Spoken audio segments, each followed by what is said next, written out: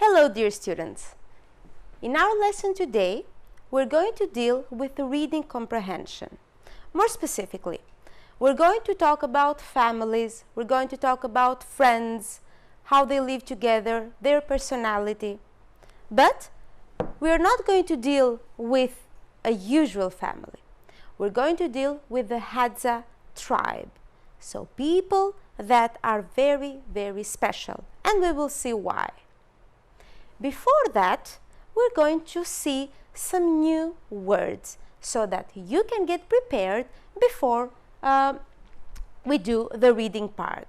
So, some of the new words that we will deal with are. So, one of the words that we are going to learn is the word bow. So, bow is a long, thin piece of wood that the hunters use. So we have the bow and we have the arrow as well. So the hunter used his bow and arrow to kill the animals in the jungle. Another word that we are going to deal with is the word lean. So lean means thin. If somebody is lean, is thin, like the athlete. The athlete was a lean, strong and muscular young man. Let's move on. There are some other words that we're going to learn. Like, for example, what can you see? How is the hair? It is curly. So the girl has got curly hair. What means curly? Wavy. Not straight, but wavy hair. Sue's hair is naturally curly. Attached to is another word or expression that you are going to deal with.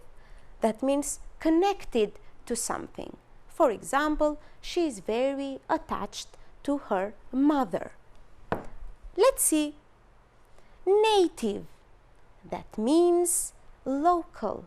So, our native language, for example, is the Albanian language. Or Hadzan is the native language of the Hadza tribe. Also, we have the word gather. So, to gather means to collect. As we can see here, the little girl is gathering some leaves, for example. Or the women of the tribe gather berries and fruit in the forest. One more new word that we're going to see in the text is the word crop. Crop means produce. So what we get from our land after, of course, we have worked on that. So the main crop that the farmer grows is rice. One more word is the word generous. What does generous mean? Generous means that you have a big heart, that you help, that you give. You don't keep everything for yourself, but you are generous. She is very generous with her family and always buys them gifts. And one more word is the word wander. We can see that these tourists are wandering in the city. So they are going around, they walk aimlessly without any particular purpose. So the meaning of the word wander. Do not confuse it with the word wander, that is with an O. It is wander. So walk aimlessly. Let's move on. Now, we're going to start reading the text. After reading it, we have a question. I want you to be careful because the answer is always in the text. I don't think that you will have many new words because we have already explained some of them. So let's start reading together. I have come to the Hadza homeland of Tanzania for a few days with an interpreter. On Wasnis, I am thrilled to get close to the Hadza people. I am thrilled. I am really, really excited. I'm happy. They live in the extreme heat of the Yeda Valley, where the soil is poor. So the land here, the soil is poor. Water is in short supply, so they don't have much water. And the bugs are terrible. And there are a lot of insects. They don't keep track of time. So it's not that they're thinking that time goes by very quickly. They don't really care. Hours, weeks, months, and years have no meaning to them. They have no crops, so no produce. It's not that they work on the land. No crops, we said. No animals and no houses. They live completely off what nature provides.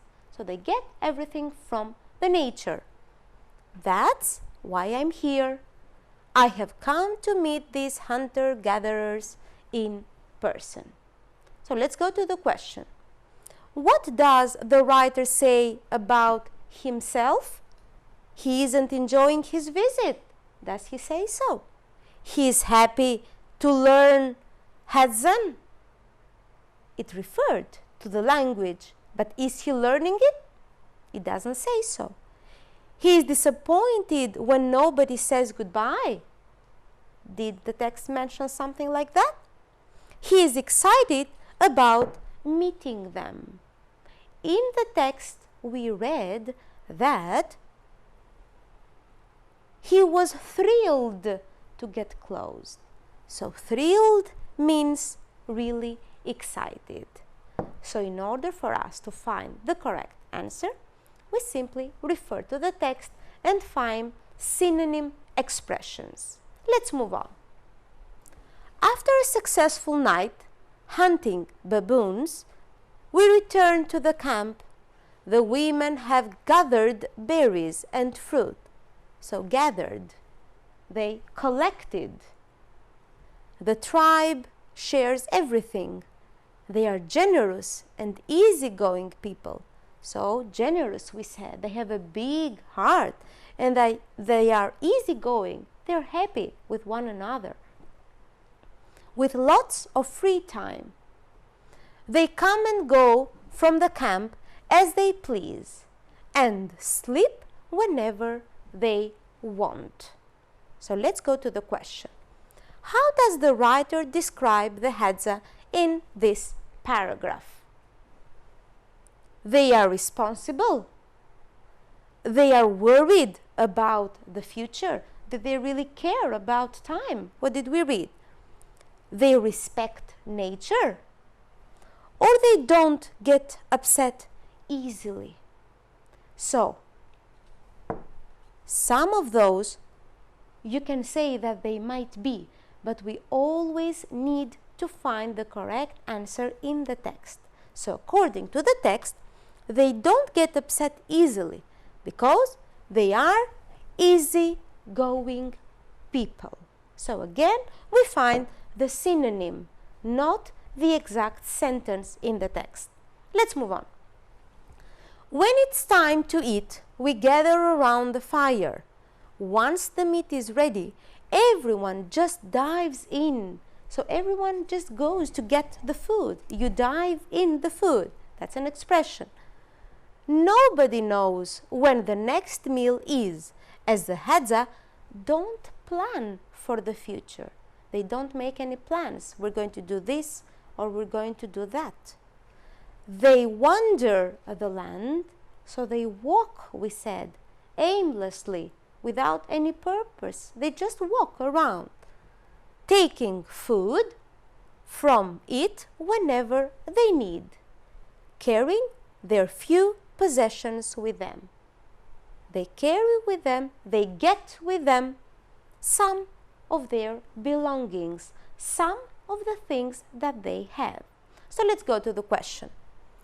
What does the reader learn about the Hadza from the text?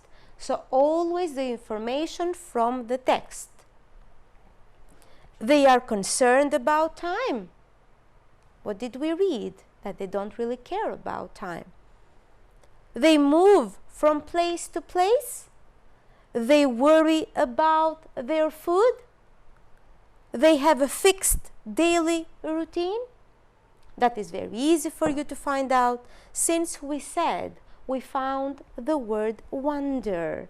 So they move from place to place. They wander the land, taking all the things that they need for their everyday life.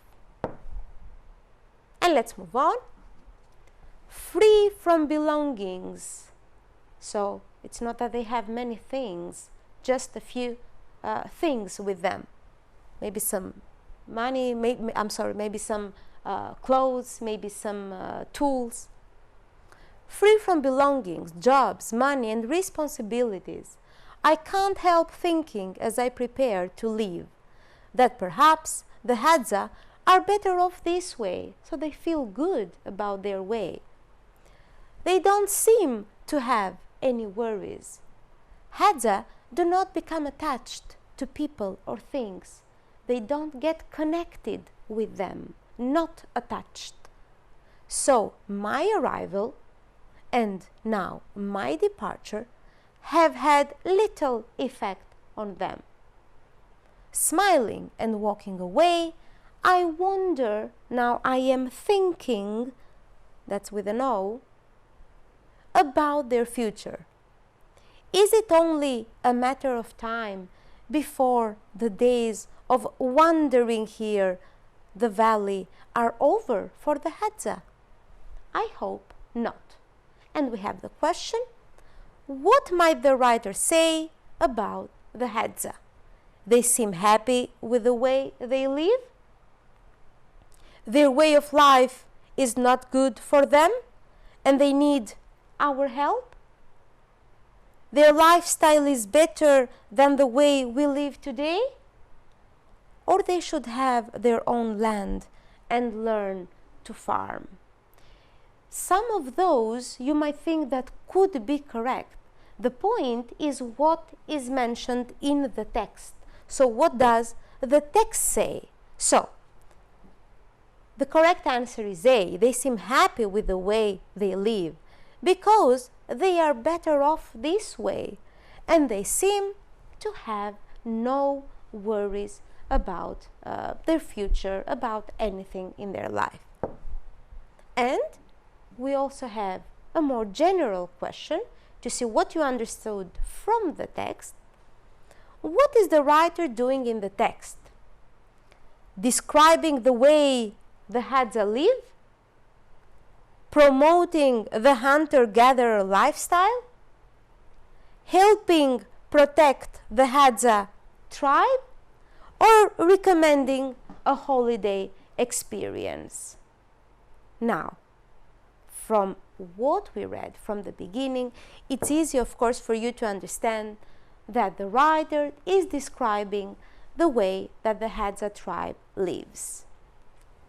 And for homework, since now you know how they live, what they do, I would like you to imagine that you are spending some time with the Hadza people. And I would like you to write a few sentences describing your experience there. What you do, what you eat, how you communicate with these people.